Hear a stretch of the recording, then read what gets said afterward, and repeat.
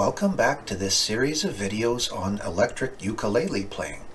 In this episode we're going to look at Hasn't Hit Me Yet by Blue Rodeo, a Canadian country rock band that I really like, and which I think has always deserved more popularity outside the country.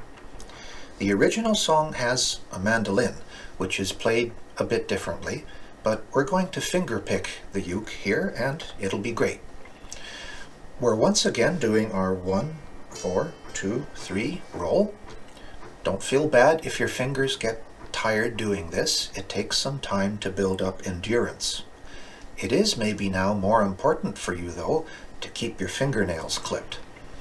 One more advantage about playing electric as opposed to acoustic is that if you're having trouble maintaining an even volume on your rolls, we can use compression on the zoom effects to level it out. Tune your uke and let's go.